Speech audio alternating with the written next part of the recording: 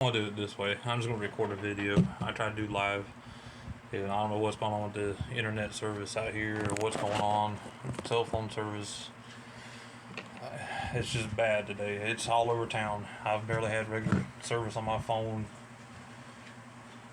And when the tourists and everybody starts coming into town in this area and visits, it gets even worse. But I want to start over and explain something again. Is that NTP's National Tapered Thread. That means no matter the fittings, what size they are, metal, plastic, stainless, these fittings are at a slope. They go from small to increase the large size. So when you screw these in, they get loose, they're a little wobbly, and then as you tighten them up, they get tighter. That's because they're pulling force. And that's what makes them seal up, and can be a pain in the butt sometimes.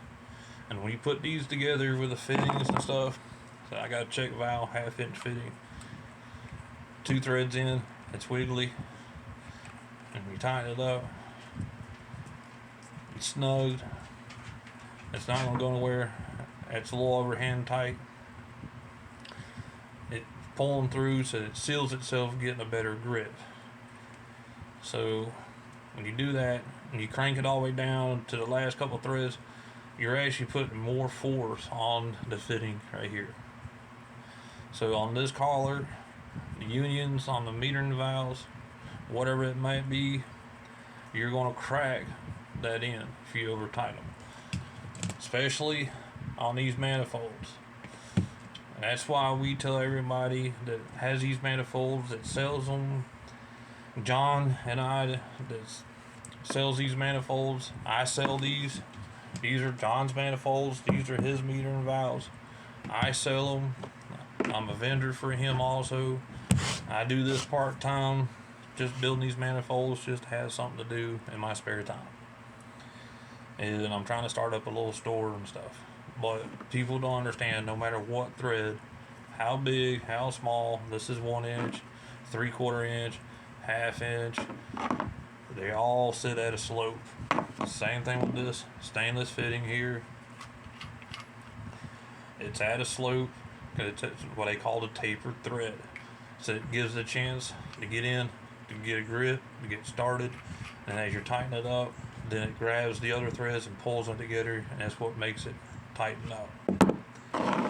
So when you get these, don't over tighten them.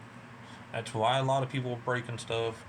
Or better yet, they take these banjo fittings, I see these ends right here, round it off because they go in there and torque them, tighten them up. They strip them because they're over here trying to crank down on them, tighten them up. Stop doing that. There's no point. Once it's tight, tighten it up, turn it 1/8 of a turn, or get it lined up where you need it, and then turn it and leave it alone. And it's the same thing with these. I'm going to turn this upside down. When you tighten these up, get it as far as you can, regular hand tight, and then turn it 1/8 of a turn. You can go up to 1/4 turn, but the further you tighten these up, the tighter these threads get, the more pressure and stress it puts on the acrylic manifolds here. It's going to cause them to splinter, to crack, and then you're going to cry and complain, and you want us to warranty these because we tell you don't over tighten these. So if I sold you this in pieces and you want to put it together and in turn you crack the manifold, don't cry to me and tell me you want a replacement, because you're not going to get it. That's why I prefer to build these, put them together, and sell them to you from the get. And I only do these paid to order. So when you pay me, I build these. This is one I just put together so I can show everybody what's going on and what I'm talking about. These are dual ports on the ends, so you can have it either side you want to draw from, or you can have your bypass run into this side, or if you want to run an external, another manifold, you can attach it and plumb into this. So you can take this off and add a fitting, put another fitting here, and put 2 manifolds together and have a multiple system. However, it's up to you. I'll build it and put it together And then when I build these, it'll be done, it'll complete, and you'll get it, take it out of the box, hook it up, and do what you want. But the nice thing is on these, you can see the flow, you can see the transition, you can see what you got. But the only issue I have with them is people don't mount secure anything on the lower ends. So they sit here, they flex, they jiggle, you got the hoses pulling on them, they're flexing and pulling, and it causes through here stress, it causes these to break, or if it gets too bad, it'll break up here, it'll split the unions on the metering valves, it'll split the check valves, and people are like, oh, well, I don't know why, because you don't have these secured. So I'm sitting here, I can flex these. There's about a half inch of flex, even though I don't have this completely tight. But that much flex driving down the road, and you got just this mounted, so this stationary, these are down here flopping and shaking around. You don't see it because you're driving. You don't pay no attention to it. That's why the back of these meter valves, you take these two screws out, you can mount these to the side, drill you a couple holes, one hole, all you really need. Mount these to take some of the stress off your metering valves, and then that way you can turn around, have an extra securement, have another place to mount to help secure your equipment. But the other question I have that I've been getting is that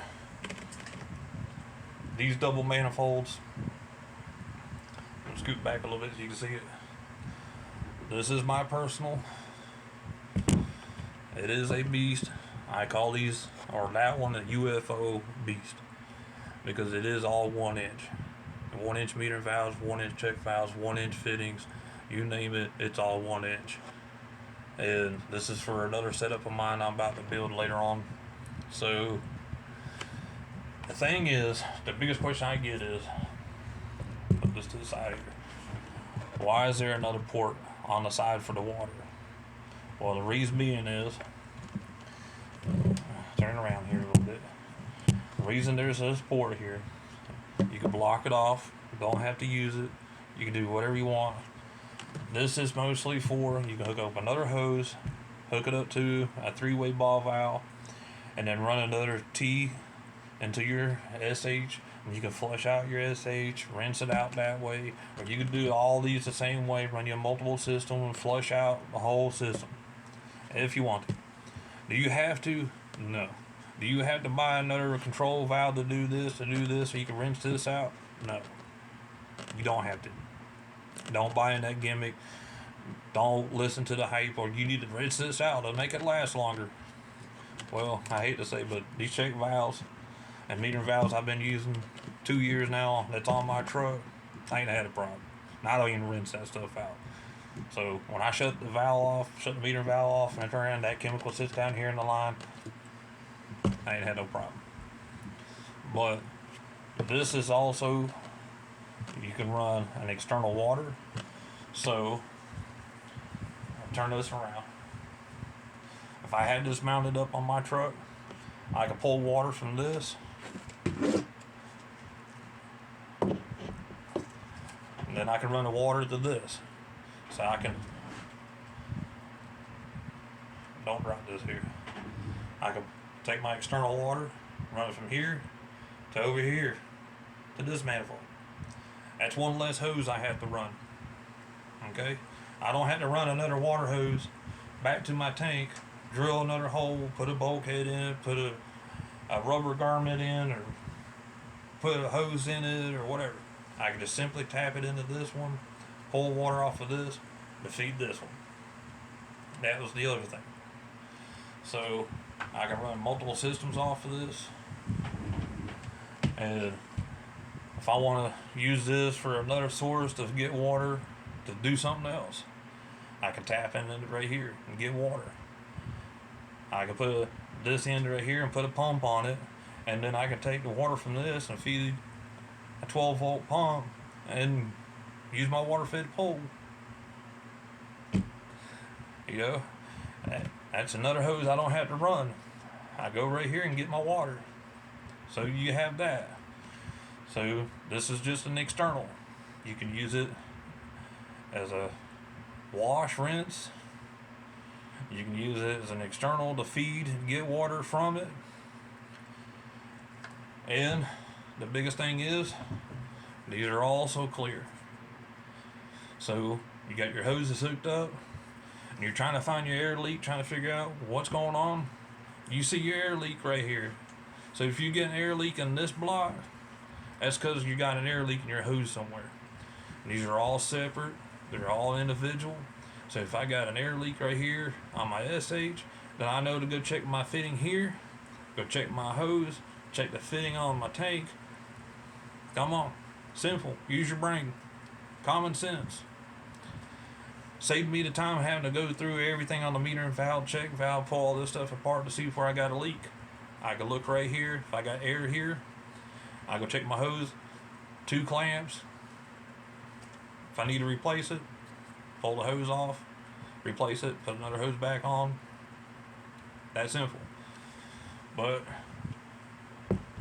if I got an air leak in here, it's going to show up down here.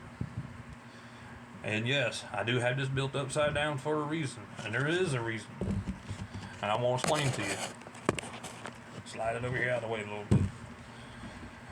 The reason I build these upside down is one reason. Your SH, your chemicals, your degreaser, your soaps are all heavier than water. So when you start mixing your SH flows in here, and you can see it fall down to the bottom with the water flowing, and then turn around and it gets mixed up. I don't have to sit here and flush this out, because when the water comes through here and I shut this off and I turn around, the water goes in and it's pulling that SH out, because SH is heavier than water. You don't believe me? Buy a manifold, flip it upside down, and you can see the SH dripping and flowing to the bottom. So that's the point. I build these upside down. And the reason I like these 4 ports, double bar manifolds, I've got an extra securement. So I got the top mounted, I got the bottom mounted. These are stationary. They're not going to flex. They're not going to move. I don't have to worry about these cracking. I don't have to worry about these breaking. I don't have to worry about none of that. If I need to change anything, simple. Unscrew the meter valve, pull the check valve out. I don't have to pull all of it apart. I just unscrew the meter valve, pull up the check valve, replace the check valve, screw it back in, tighten the meter valve back in. I'm done. That's it. Simple. Don't come to me, oh, well, you got to take the whole thing apart just so you can do this and do that. No, you don't. I can sit right here. Watch. Pull that out. Pull that out. Now watch. Just a little bit of pressure. I can pull that out, and I can replace anything on this one side. It's simple. That's all. That's all the name of the game. So it's not harder. It's not more complicated. It's not a problem. The switch out parts have issues. If you do come to that point where you got to replace something in this, you don't have to take this whole system apart. So that is not a problem, okay? You don't have to worry about that. Simple, easy to still repair. No different than the standard manifolds. You have extra security. You have extra mounting force. You're not breaking anything in between here. All thing you have up here on the top is my hoses. And my hoses get strapped down. They keep pulling from on the ends here. And then I can do whatever I want. I could drive through the wild country, back roads, dirt roads, mud holes. This manifold is not going to break. It's not going to rip apart. Where if I had this mounted, sitting here and these are flexing and pulling from the hoses and bouncing around, that's just an option. Do you have to have it? No. Can I still use this and secure this? Yes. There's no downfall to either one. I want to make sure that everybody understands that there's no downfall to either of these. It's how you secure it, how you mount the system, that's your responsibility. You start breaking stuff, that's your fault. That ain't my fault. That's not John's fault. That's not Jared's fault. That's not Panhandler or anybody's business that sells these. That's your fault when you mount your own equipment. Okay.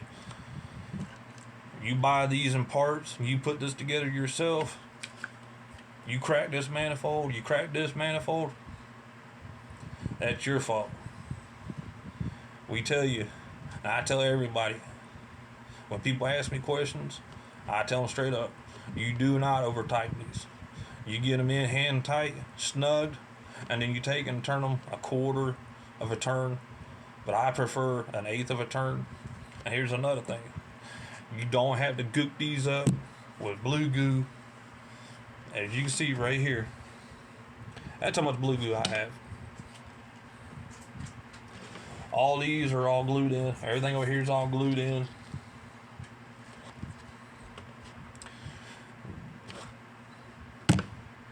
I don't have a ton of blue glue. I put a little bit on.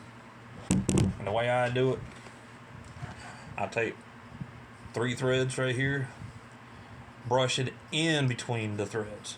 Not on the threads and goop it up where it's covered the whole thing. I brush it in between the threads. That's all you need. Same thing with my fittings, the manifolds. The first 2 threads in here, I put just a small little thin bead. So I take my brush and just kind of work it in the first couple of threads. And then get the right fitting here. And when I take this fitting and I screw this in, and as soon as it makes the connection with the first 2 threads here, it's making contact with the blue glue. And then as you're screwing it in, it pulls it together and it's pulling it and working itself up through the threads. And it's not squishing it out because I got all this caked up and gunked up with blue goo. And then when I screw this in, it's bowling out, and you got to go back and wipe all this down. Stop wasting. Okay, stop wasting. First couple threads, work it in between the threads. Don't cake it up. Don't get it flush with the top of the threads. Just a little bit. And take a little bit and run you a little bead inside the first couple threads. Screw these together.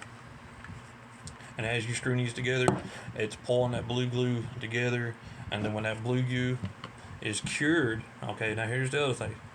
Blue glue does not set up within 10, 15 minutes, 5 minutes. It doesn't. Sorry. I don't make the stuff. It's not super glue where it bonds in minutes. Blue glue has to sit for at least 12 hours. They prefer almost 24 hours.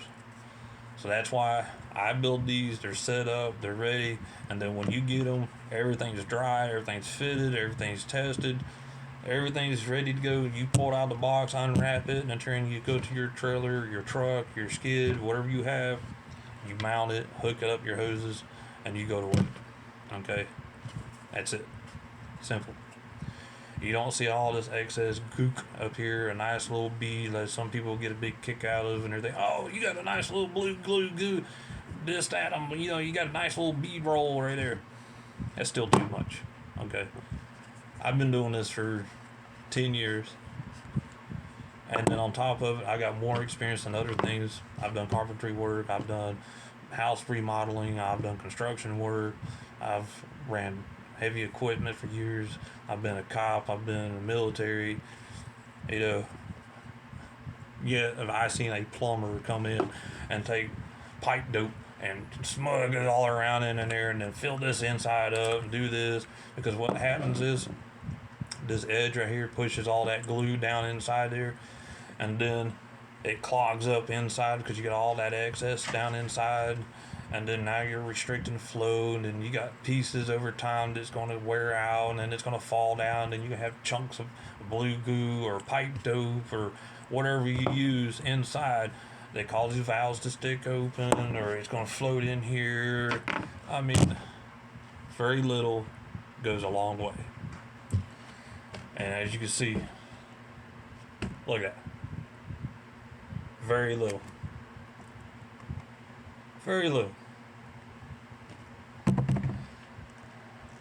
I don't have none squirting out. I don't have none sitting there around my edges. I don't have that blue little ring. You don't need it. I go there and show you on my truck the same thing. I don't have a blue ring around my stuff or anything to show that it's sealed up. Okay? Stop wasting blue glue. It's cheap. It goes a long ways. And it goes even longer when you use it properly. But back to the main thing is a single manifold versus a double manifold is not a whole lot much difference other than you're getting a double bar, so you're splitting where you're finding.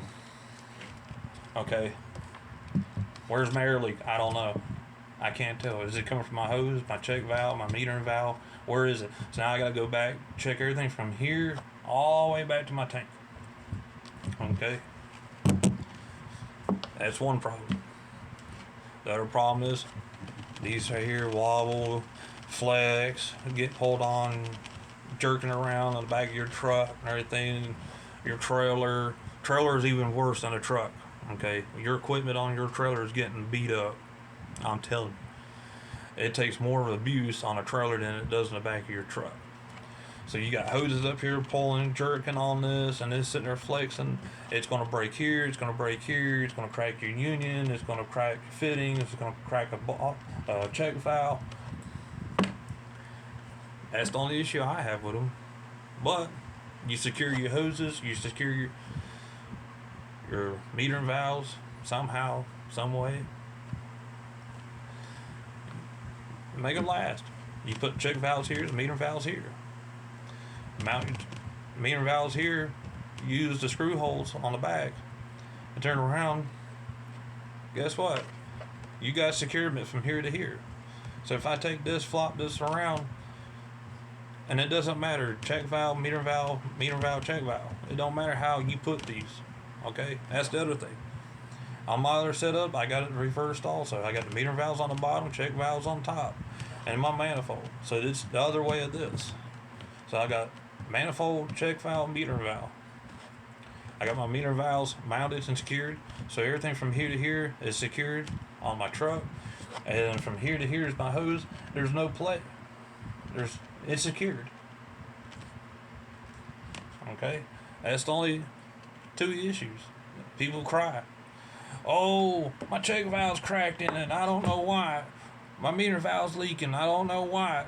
My clear manifold's cracked. Well, that's because you over tightened it or it's getting abused. Okay, when I mean abused, right down the road it's sitting there flopping. Okay. Double manifolds, securement. These are not going to move and flex. All your stress comes up here. So with the hose jerking and sliding and moving around, all that right there, and it's cheaper. Take this right here, $4.50, $5, maybe $2 to ship. So you got $7 in a fitting. This is a lot cheaper than replacing a $125 meter valve, a $90 check valve. I mean, come on. I spend $7 all day long before I had to replace these. Common sense. That's your knowledge. So, what else you want to know? Okay, like I explained before, flip it over this way. 2 ports for water. Okay, I can have water here, or I can have water here. I can have water going in, water going in. I can have water going in, pull water out, feed another manifold. I can take that, run this here, all the way down to this hose. I can feed 2 systems off of it. Okay? No big deal. The other thing is, you can run this right here, run your little setup on the back, however you want, remote valves, hand valves, manual valves. And if you want to turn around and go up here and put a T and run it to each of these a T so you can flush these out for your chemicals, because everybody on Facebook tells you, oh, you need to do this to make this. right here, make it last. Look, if I listened to everything that people said on Facebook, I'll be out of business, I'll be broke, and I'll be going crazy. I already go crazy enough with the damn bullshit that's on Facebook as it is, okay? Not everything that not everybody tells you on Facebook is facts. Not everything that you hear or see on Facebook or because somebody's telling you something, it's not all that. There are some people out there that try to bring knowledge and they go out of their way doing stuff, trying to bring knowledge, just like Trudy, Jason Garman, a couple other people, Nick, Jared used to get on here at times and stuff. And these people bring knowledge. They explain to you what's going on. Try to do this, try to do that. But the biggest thing I get a kick out of, and trust me, I look. If I see somebody trying to tell somebody, no, you need to do this and that information's incorrect, I do go look you up. I do go see if you're a business. And 99% of times, everything, when I go look you up, I see your personal page. Okay? You're not a business. You're not a professional. You're not trying to be anything near that. If I look at you and you're trying to be professional and then I find your business page and it shows that you've been in business a year or less than a year or a couple months or this or that, I got a pressure washer that has more damn experience than you, okay? I've got hours. I've got time. I've got hands-on. I've got 10 years in this industry. No, not everybody's heard of me, just like I haven't heard of everybody either. But I do know a lot of people. I know a lot of people. I don't know a lot of people personally. But I do know people. I know who's full of it and I know who's not. And there's a lot of new people coming out. There's a lot of new people coming up every day. Hell, this past week, I seen 2 more pressure washing companies pop up in my area. Am I worried about it? No. Am I going to compete against them? No. Are they going to compete against me? Probably. You know, I can't help it. I'm not them. I'm not going to judge them. They can judge me. I don't care. You know? But my thing is, if you come up and you need help, I'm going to help. If you come up to me and ask for help and you're going to act dumb, I'm not going to sit there and take the time and explain a whole lot to you. You know, I had a kid last night sit there asking about these manifolds and stuff. I talked to the kids for 2 hours last night on the phone, explaining to them, showing them myself. You know, this is stuff that I use personally. I'm not going to sell you this, or then try to help sell you this. You know, $625, $650 right here. All depends how you want it configured, what kind of fittings you want. You know, whatever you want, how you want to set it up. Or do you want this big beast right here, the UFO? I mean, this right here is $1,280. Do you want a big manifold? Or do you want a standard manifold? It ain't gonna hurt me. You're not gonna hurt my feelings at all. Trust me. If you want a smaller one, if you want the smaller one that's a half inch, that's $590, $580. I think it is 180, I think it's 184, $185 for the half inch. I'm here to find out what you need so I can point you and get you in the right direction. So if you're telling me you're doing 12 volt and you're going to stick with 12 volt system and you're going to run a 12 volt pump, 5.5, 7 gallon a minute, and all you need is a manifold, and everybody on Facebook's telling you need a 3/4 inch, you need to do this, you need to do that, blah, blah, blah. I'm going to tell you something. 3/4 inch manifold is nice. There's perks about it. You can upgrade at any time. You have a manifold system, so you can go from 12 volt, you can jump up to a P40, P35, an AR40, an AR45, an AR60, whatever. You got the system right there. You have the manifold. That's what I'm trying to figure out what you're going to do. So if I need to sell you a half inch manifold and you're going to stick with 12 volt, like I run, I've been running 12 volt on my truck for 4 years. Do I need a P40? Do I need an AR45, an AR60? No. Do I need to put a 3/4 inch manifold on my truck, my 12-volt pump, run to 7 gallons a minute? No. I got a 1/2 inch manifold, 4-port, like this, monster, sitting on my truck. I go up to my truck, you can look at the pictures. It's all 1/2 inch. And I run a 7 gallon a minute, 12-volt pump. I ran a 5.5 there for a long time. I just currently switched to 7 gallon a minute.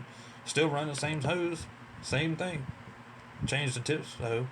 I did do that because I got a little more distance. I went shooting from roughly 38, 40 feet with a 5.5, and then when I put the 7 gallon minute on it, I'm shooting about 50, 53 feet. But do I need a 3/4 inch? No. If I was to go to a gas pump, if you tell me, hey, I got a 12-volt pump, I'm gonna run this system, and then next year I'm gonna upgrade and get a gas roof pump.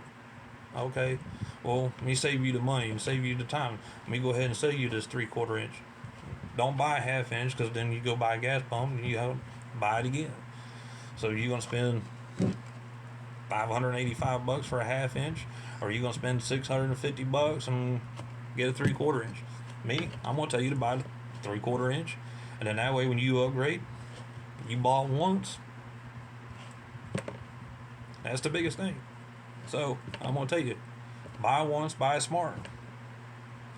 I'm not gonna tell you, well, you need a 1/2 inch for this, and then when you decide to grow up in your business and upgrade, and you won't get a gas pump, you need to buy another manifold. No, I'm not gonna do that. I'm not gonna make you buy twice from me when one system will do both. There are downside, there is an upside. So it's up to you. You tell me what you have, and I'll tell you what I would recommend, and then you tell me what you want to buy. If you still want to buy the 1/2 inch, I'll say the 1/2 inch. If you want to buy the 3/4 inch, I'll say the 3/4. Now you tell me that you want to go in and run a 12-volt system, and then you're planning on running, say, an IR60. You're going to put out 16 gallons a minute, and you want this 1-inch UFO monster here. I'm gonna look at you and I'm gonna laugh. Okay, this will not flow with a 12-volt. It'll pull, but it ain't gonna do what you want with it. Okay, you're gonna hurt yourself. That's the downgrade. I'm not gonna turn around and tell you, give me $1,280, and then you hook a 12-volt pump up to this, and you're sitting there coming back to me, man, I'm not getting this. I'm not getting the flow. My mixture's way off. Oh, I'm sorry. You spent $1,280 with me, and you overshot your judgment. Okay, I'm not gonna do that. I'm gonna tell you, if you're planning on doing this and you're gonna do this later within a couple months or a year, I got this 3/4 inch right here set up for you. Buy once, use it for both systems. That way you ain't got to spend another $600. And if you got money like that, then hell, I'll say you 2, 3, 4, 5 of them, whatever. But excuse me. But that's the biggest thing. So stop over tightening these. These are taper threads. No matter if it's this as a stamped metal, no matter if it's stainless metal,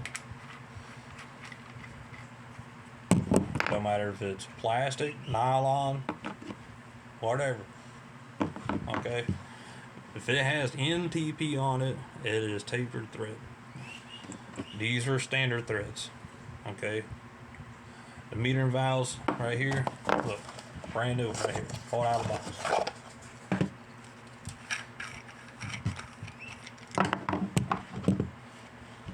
Standard thread. It's straight all the way through. There's no taper to it. Okay, nothing, no taper. And the biggest kick I get out of it, again, like I said, I see people with this blue goo, and they're cramming all this blue goo and gunking it up all over this, and then This would be a prime example right here. They go tighten these fittings up, and they got all the blue glue sitting up here at the top, squishing out. And then you look right here on the inside, all that blue glue that's sitting around that edge, all that comes loose over time and it flows in your system, clogs up your system, clogs up your pump. And then you're complaining, well, my system ain't working. What's going on? What's this? What's that? I don't know. You tell me. You put your system together. I don't know what you have or what you done. You need very little. Very little. First couple threads, put your little bead 3/4 way around it. Lightly coat the inside between the threads on this. Screw this in together, and it evens out the whole thread. And you're gonna sit there. I guarantee I'm gonna have some comments and stuff and everything. I don't know what I'm talking about. I don't know this or that. You need to put more of this on there and more of that. And I'm gonna sit here and I'm gonna show you again. Okay. I'm gonna right here in the light. All those have been sealed up. Okay. All my joints and everything, all sealed up. Even down here at the bottom. See? All sealed up. Because I use very little blue glue. Okay. Not everything you see, not everything you hear, not everything you read on Facebook is right. And that's the biggest issue. So, if you want these manifolds, I am a vendor from John Hall. You know, that's where I buy these clear manifolds, these 3 ports from. That's where I get the metering valves from. So whatever you gonna buy from him, pay his price, you're paying me the same price. You buy it from me or you buy it from him. Same price. What he sells it for, I sell it for. I sell his product. Okay. These K-bar manifolds I'm using over here, those comes from Jared. I'm about this close to being the vendor. I'm still waiting on the answer and waiting for Jared to get a hold of me and let me know it's okay, and then him to give me confirmation. And once that happens, hey, then I'll be a vendor for K-bar. And I want to tell people, you know, if you need parts, get them from me or you get them from John. Same thing. These banjo fittings, I'm a vendor for. And that's straight through banjo. Nobody else. Okay? Same price what you see online. These 1/2-inch check valves are $15. These fittings from both sides, except for the 1-inch. 1-inch are $5.25. This 1-inch, same thing, $5.25. These 3/4 are $4.50. 1/2-inch fittings are $4. You know, I don't make a whole lot of money off these fittings, but when you're going to build this system, like I paid that out of this monster right here, I paid all this out of my pocket. No discounts, no nothing. And that's $1,000 right there in my pocket.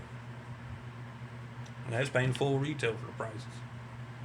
You know, John did hook me up on the metering valves because I've become a vendor for them, but I still paid full price for it. So, you tell me. Yeah. There's quite a few people out there selling manifolds, and there's some people I look at and everything that I don't see how they get away selling these manifolds for outrageous prices, and you're getting, I don't even have in here a stock regular ball valve. Let's put a ball valve, a $3, $4 ball valve for your metering valve for your water. Well, we're going to charge you $1,000, and we're going to give you a 4-port manifold, a single manifold, and then we're going to give you a 3/4 inch or a 1-inch metering valve check valve, and then we're going to give you a 1/2-inch metering valve check valve and a $4 ball valve for $11.50. I think it was $10.50 or something. I know it was over $1,000. I mean, you want $1,200? Here's $1,200. Okay, this is $1,280. This is why I sell them for after I put them together. and I'm not making a whole lot of money off of it. And those double bars, manifolds, they are time consuming. You have to be precise. You have to make sure they're all level. You have to make sure they're all within tight tolerance, so I'm not cracking the manifolds. Same thing with these. Okay, these 3 ports right here, when I build these, they're not going to leak. And I promise you're not going to leak because I test them. I take them running water through them. I got a pump sitting right over here. You can see it on the shelf right there. I run water, draw test, make sure nothing's leaking, and then it gets shipped to you. Other than that, you get it and you break it, something cracks because you installed it, you got impatient, whatever it might be, that's your fault. And what was it John said? I don't see that flash up there. It might be when I was on the live video. He sent me a message. Let's see.